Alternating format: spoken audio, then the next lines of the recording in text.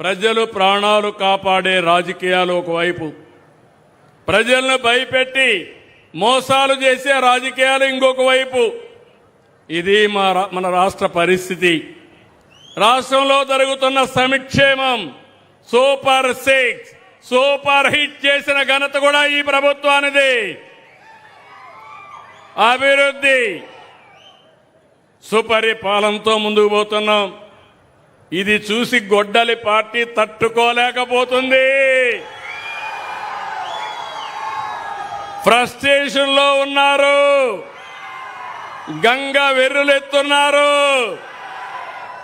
నోరు తెరిస్తే అబద్ధాలు, మీడియా ముందుకొచ్చి మాయా నాటకాలు. మీరందరూ ఆలోచించుకోవాలి. ఇది ఒక రాజకీయ పార్టీ నైజం, అదే గొడ్డలి పార్టీ. ఈ సందర్భంగా మీ అందరికీ 11 విషయాలు విజ్ఞప్తి చేస్తున్నా. నేను 48 ఏళ్లుగా రాజకీయాల్లో ఉన్నా. నేనెప్పుడు కూడా ఏదైనా నా మీద 23 క్లేమోర్ మైన్స్ వెంకటేశ్వర స్వామికి లాంఛనాలు ఇవ్వడానికి పోతా ఉంటే ఆ రోజు నక్సలైట్స్ నా మీద బ్లాస్ట్ చేస్తే నేను రాజకీయం చేయలేదు. ఒకవేళ నా ప్రాణాలు పోయి ఉంటే కూడా మీకోసం నా ప్రాణాలు పోయాయనుకుంటాను తప్ప నేను ఎప్పుడు భయపడలేదు. సాక్షాత్ వెంకటేశ్వర స్వామి నన్ను కాపాడి మీకు మళ్ళా ఈ పనులు చేయమని పునర్జన్మనిచ్చాడు తప్ప ఇంకోటి కాదని చెప్పి నేను మీకు తెలియజేస్తున్నా. వివేక హత్య నాటకాలు అంతిమని అడుగుతున్నా. మీ అందరికీ తెలుసా లేదా అని అడుగుతున్నా. వివేకానంద్ ఎవరు హత్య చేశారు తెలుసా లేదా? మీకు తెలుసంటే చేలు పైకెత్తండి. నిన్నేం మాట్లాడాడు పెద్ద మనిషి చూశారా? నంగ నాచిగా మాట్లాడాడు. నేనే చంపించానని ఇప్పుడు కూడా మాట్లాడుతున్నాడు. ఆ రోజు నాటకాలేసి తప్పుడు వార్తలు రాసి రాజకీయ లబ్ధి పొంది మళ్ళా ఇప్పుడు మాట్లాడుతున్నాడు. కోడి కత్తి డ్రామా జ్ఞాపకం ఉందా మీకు? గులకరాయి డ్రామా జ్ఞాపకం ఉందా మీకు? ప్రజల్ని మోసం చేసే ఎత్తుగడ, దుర్మార్గానికి పరాకాష్ట. దళిత డ్రైవర్ సుబ్రహ్మణ్యాన్ని హత్య చేసి డోర్ డెలివరీ ఇంటి దగ్గర అప్పజెప్పి అంత్యక్రియలు చేసుకోమనే అరాచకం. అలాంటి వాడికి సన్మానం చేసే నీచ సంస్కృతి ఈ గొడ్డలి పార్టీది.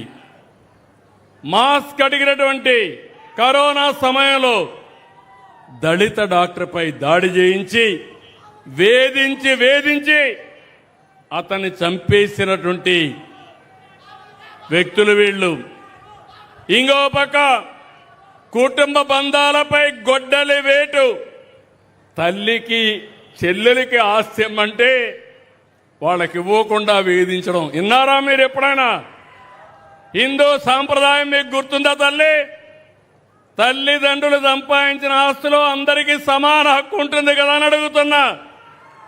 తల్లికి తిండి పెట్టిన వాడు పెన్నమ్మకి బంగారు గాజులు తొడిగిస్తారా అంట. అట్లుంది ఈయన వ్యవహారం. ముందు మీ ఇంట్లో కట్టుకోమన్నా ఏమమ్మా, కరెక్ట్ అవునా కదా? తల్లిని చూడాలనా లేదా బిడ్డలు? అలాంటి తల్లిని చూడని బిడ్డలు మిమ్మల్ని చూస్తారంట. చూస్తారా? నమ్మకమేనా? వాళ్ళ చెల్లిని చూడలేకపోతే నిన్ను చూస్తారా అని అడుగుతున్నా నేను. ఇంకొక పక్కన హిందూ దేవాలయాలపైన దేవుళ్లపైన దాడులు.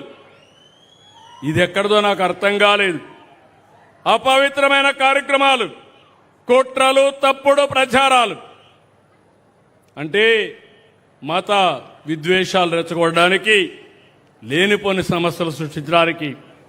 పోలవరం, అమరావతి, పెట్టుబడులు, అభివృద్ధి పైన గొడ్డలి పార్టీ వేటు. నందం సుబ్బయ్య, చంద్రయ్య, జల్లయ్య పీకలు కోసి నడి రోడ్డు మీద చంపేయడం, అలాంటి రక్తదాహం, గంజాయి బ్యాచ్లకు ప్రోత్సహించడం, మాట్లాడితే రప్పా రప్పా రంకెలు, జంతు రక్తంతో కటౌట్లకు అభిషేకాలు. ఇక్కడుండేది సిబిఎన్. నా దగ్గర తోక తిప్పితే ప్రజాహితం కోసం తోక కట్ చేస్తాను తప్ప ఎవరిని అలో చేయను. చేయాలనా లేదా అని మిమ్మల్ని అడుగుతున్నా. మీకు న్యాయం చేయాలి. అభివృద్ధి చేస్తే చాలదు, సంక్షేమం ఇస్తే చాలదు. మీ ఆస్తులకు రక్షణగా ఉండాలి, మీ ప్రాణాలకు రక్షణ ఇవ్వాలి. అప్పుడే నేను మీ అందరికీ నిజమైన సేవ చేసిన వ్యక్తిని అవుతాను. కారు కింద సొంత కార్యకర్త సింగయ్యను దొక్కిచ్చారు. కడపలో అవినీతి ఆస్తుల పంపకాల కోసం పెద్ద దస్తగిరిని చంపేశారు. కులాలు, మతాలు, ప్రాంతాల మధ్య చిత్తు పెట్టి రోజుకొక నాటకం, పాస్టర్లతో దాడి డ్రామాలు.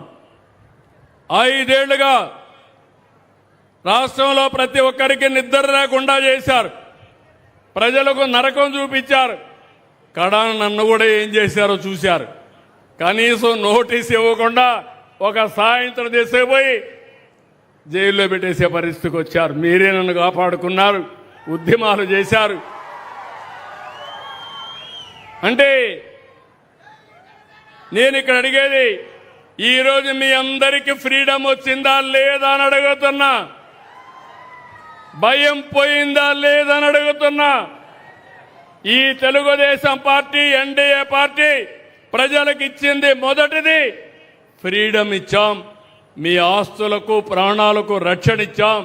మీకు స్వేచ్ఛనిచ్చిన పార్టీ ఎన్డీఏ పార్టీ. అవునంటే గట్టిగా చెప్పండి, కూడా చెప్పండి.